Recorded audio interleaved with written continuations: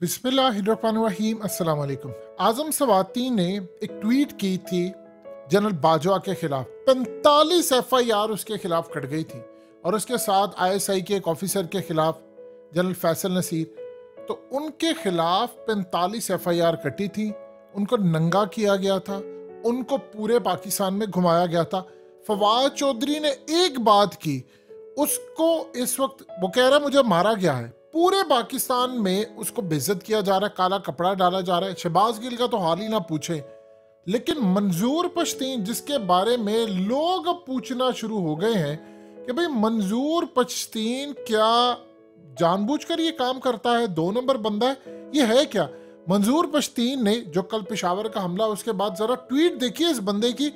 इसको कोई नहीं हाथ लगाएगा, ये लाडला है, ये क्या है, कौन जानना चाह रही। कहता है बदअमनी अब पैदा की जाएगी। जाहिर सी बात है, पाकिस्तान की एजेंसी और पाकिस्तान की फौज को कह रहा है। वो कहता है कि अब बदअमनी पैदा की जाएगी, धमाके होंगे, CPEC तक बात पहुंच जाएगी, फिर चाइना से पैसे लिए जाएंगे कि दहशतगर्दी से CPEC को नुकसान पहुंचा है, हमने मारने हैं, यानी बंदे मारने हैं, तो हमें आपने पैसे दें। फिर उसके बाद वो कह रहे हैं अमेरिका से डॉलर्स लिए जाएंगे कि हमने मजीद बनाने हैं ताकि CPEC नाकाम हो सके। वो कह रहे हैं कि चाइना से पैसे लेते हैं कि देखो CPEC का नुकसान हुआ है, और फिर अमेरिका से पैसे लेते हैं कि हमने मजीद तालिबान पैदा करने हैं, और मारने के भी पैसे लेते हैं, बनाने के भी पैसे लेते हैं। फिर उसने कहा पर साथ उसने कहा कि बस एक को मारेंगे और 2 को बनाएंगे ताकि कारोबार चलता रहे। यानी अब आप सोचिए जरा, उसने पाकिस्तान की फौज और इंटेलिजेंस इदारों को कहा है कि चाइना से पैसे लेते हैं कि हमने बंदे मारने, अमेरिका से पैसे लेते हैं बनाने के। तो रेशो जो बना रहे हैं वो अमेरिका को जो पैसे लेंगे तो 2 तालिबान खड़े करेंगे, और चाइना से पैसे लेकर एक को मारेंगे, एक रहेगा, यानी इस रेशो से बनाएंगे कि ताकि धंधा चलता रहे। अगर ये बात आजम सवाती ने की होती तो उसके साथ क्या हशर होता? 1 मिनट बाद बताइए ना, क्या होता आप हशर, क्या करते, क्या आप आजम सवाती के साथ? आप उसको छोड़ते? इमरान खान ने बात की होती है, किसी और ने बात की होती है, आप उसको छोड़ते?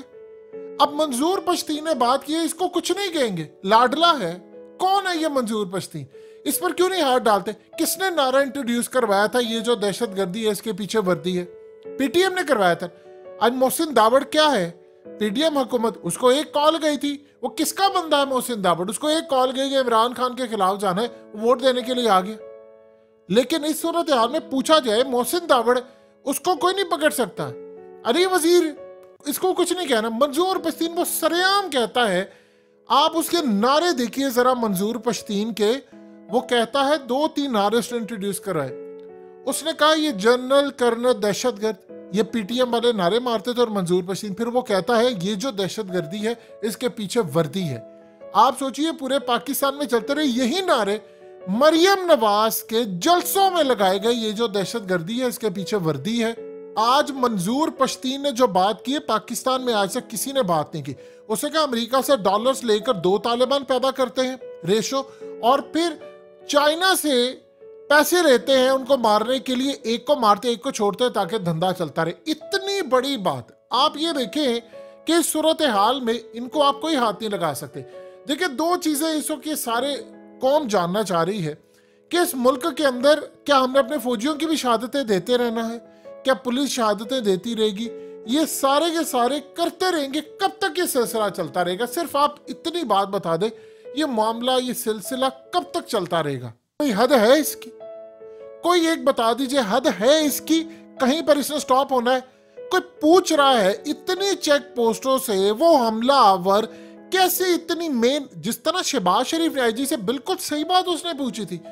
देखिए 100 इख्तलाफ कर ले आप शहबाज शरीफ से, लेकिन उससे बात बिल्कुल IG से ठीक पहुंची है। उसने कहा यार ये एक बात बताएं कि पुलिस लाइन गेट को जाने वाला एक ही रास्ता है, हमलावर कैसे चला गया? आज वही IG कहता है हो सकता है वो बार बार मवाद लेकर अंदर जाता हो, इकट्ठा किया और फिर ये काम किया हो। यानी वो मवाद लेकर अंदर जा रहा है बारूदी, तो उसको कोई रोकने वाला नहीं है। यानी ये अजीबोगरीब बात है, वो इतनी चेक पोस्ट क्लियर करके आ गया है और वो चला गया है, और उसको कोई पूछने वाला नहीं है, उसको कोई रोकने वाला नहीं है। इतनी बड़ी हमारी नाकामी होगी। हमने किसको इस वक्त हटाया है? किसने रिजाइन किया है? हमें इस वक्त कोई ये नहीं बता पा रहा कि भाई वो बंदा पहुंच कैसे गया है अंदर। इतनी सिक्योरिटी थी, इतने कैमरे लगे हुए थे, इतनी चेक पोस्टें थी, वो कैसे पुलिस लाइन से क्रॉस करके चला जाता है और वो कभी आ रहा है कभी जा रहा है। कौम को बताया ही नहीं जा रहा कि भाई ये हो कैसे रहा है, कैसे वो बारूद लेकर चला गया है, ये बंदे रहते कहाँ पर है, हमने तो इतनी बाढ़ लगाई हुई है, उस बाढ़ से वो कैसे आ सकते हैं। मंजूर पश्तीन उठकर ये बात कह रहा है। आप इमेजिन कर लें, ये बात अगर पीटीआई के लोगों ने की होती, आज उनके खिलाफ क्या हाल होता। क्या बात है, मंजूर पश्तीन लाडला है या उसको कुछ नहीं कहना या उस पर कोई गुफ्तगू नहीं करनी। हमारे मुल्क में हमें पता ही नहीं है, हम इतना बजट देते हैं, इतना टैक्स देते हैं, हमें बदले में सिक्योरिटी क्या मिलती है कि हमारे 100 से ज्यादा नमाजी शहीद हो जाते। वो कोई जुए खाने में नहीं गए थे, वो कोई शराब पीने के लिए नहीं थे, वो अल्लाह के घर पर इबादत कर रहे थे। उसको मारने वाले तो मुसलमान हो ही नहीं सकते। आप एक बात बता दें, उसको कैसे आप कह सकते हैं? किसका दिल करता है यार, कोई मस्जिद के अंदर नमाज पढ़ रहा है, कैसे किसी का दिल करेगा यार इसको मारने के लिए? वो पता नहीं अपने गमों से दूर आकर वो अल्लाह को सजदा कर रहा है कि मालिक मेरी खताएं माफ कर दे, मालिक कोताही हो गई है, मुझे कुछ तो मेरे हाल पे रहम कर दे कि मेरी जिंदगी बहुत बुरी है। या वो अपने अल्लाह को राजी करे या अल्लाह की मोहब्बत में आया है, अपना फर्ज अदा करे। यार हम उसको जाकर मार देते हैं और हमें को यानी हम पूछ भी नहीं सकते कि भाई वो आया कैसे है। इतनी सिक्योरिटी, हम इतना पैसा देते हैं, इतना टैक्स देते हैं, फिर उसके बाद ही कहते हैं कि जी अच्छा। अब आप सोचिए जरा, मंजूर पश्तीन को आप नहीं कुछ कह सकते? ये जरा हिसाब किताब देख ले, क्यों नहीं आप कह सकते? क्योंकि उसके पीछे एक बहुत बड़ी तादाद खड़ी हुई है।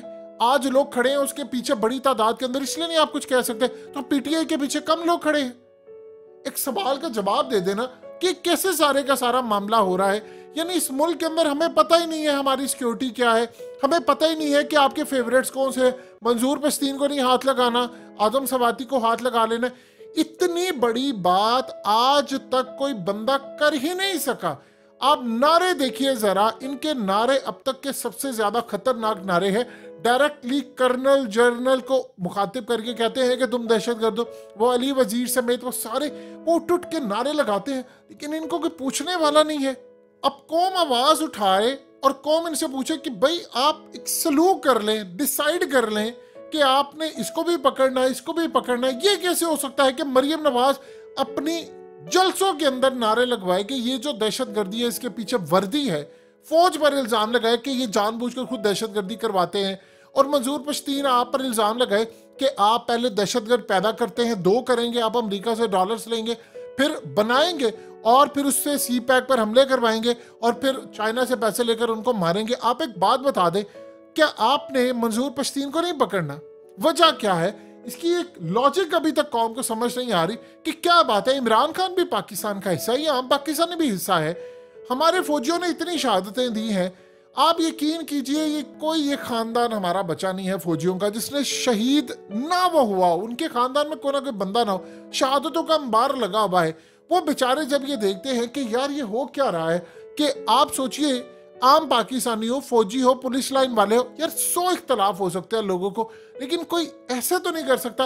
ये कोताही किसकी थी, किसकी वजह से 100 बंदा हमारा शहीद हो गया? किसी को अभी तक जिम्मेदारी नहीं। वो सीसीटीवी फुटेजेस लगी हैं, वो मॉनिटर कौन कर रहा है, पूरे शहर के अंदर कैमरे लगे हुए हैं इस दिन के लिए कि हम हमारे फौजी भी शहीद हो, हमारे लोग शहीद हो, इकोनॉमी बैठ जाए। किस मकसद के लिए?